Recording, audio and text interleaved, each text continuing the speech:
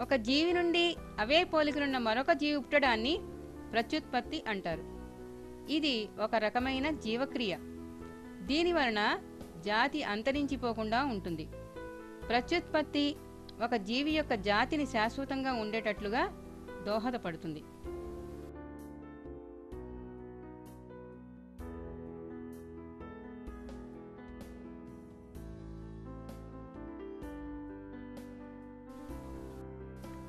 శిశోత్పాదక జీవులు.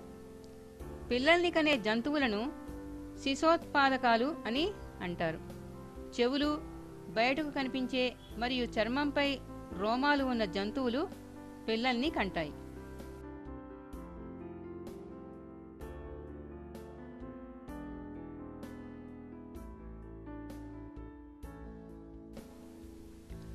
అండోత్పాదక జీవులు. గుడ్లు పెట్టే జంతువులను అండోత్పాదకాలు అని అంటారు. చెవులు బయటకు కనిపించని, చర్మంపై రోమాలు లేని జంతువులు గుడ్లు పెడతాయి.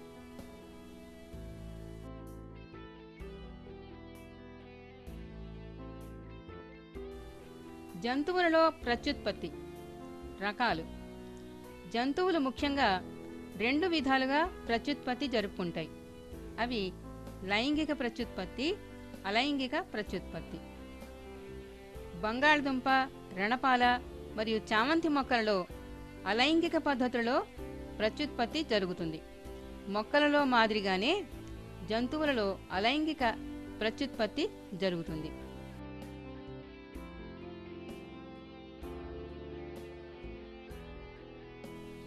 అలైంగిక ప్రత్యుత్పత్తి. కొన్ని జంతువులలో సంయోగ బీజాలు ఏర్పడవు, కానీ వాటి సంతతిని మాత్రం ఏర్పరచుకోగలుగుతున్నాయి. సంయోగ బీజాలు ఏర్పడకుండా సంయుక్త బీజం ఏర్పడదు. అలాంటి ప్రత్యుత్పత్తిని అలైంగిక ప్రత్యుత్పత్తి అంటారు. హైడ్రా, పారామీసియం, అమీబా వంటి జీవులు అలైంగిక ప్రత్యుత్పత్తి జరిపే జీవులకు ఉదాహరణ.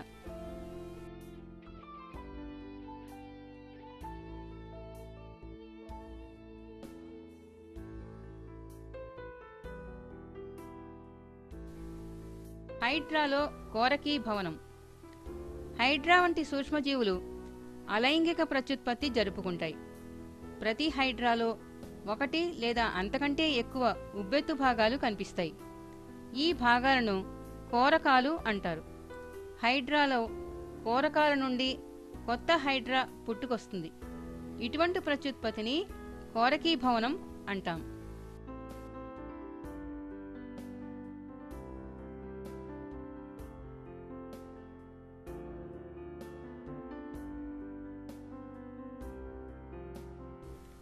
అమీబాలో ద్విధా విచ్ఛక్తి. అమీబా మంచినీటిలో జీవిస్తుంది.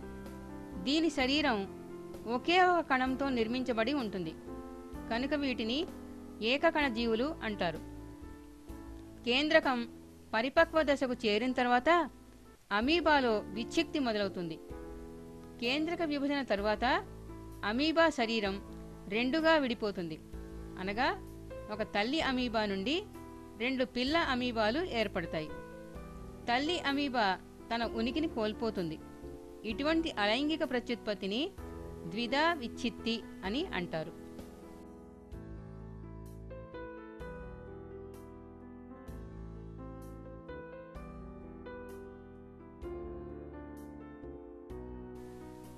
మొక్కల్లో లైంగిక ప్రత్యుత్పత్తిలో పరాగకేసరం నుండి పరాగరేణువులు ఉత్పత్తి జరిగి అండకోశముతో ఫలదీకరణ చెందుతుంది.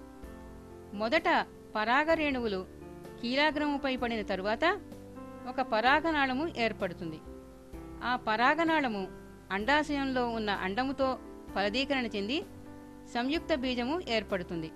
అంటే పురుష, స్త్రీ సంయోగ బీజాలు కలిసి సంయుక్త బీజం ఏర్పడే విధానాన్ని లైంగిక ప్రత్యుత్పత్తి అని అంటారు.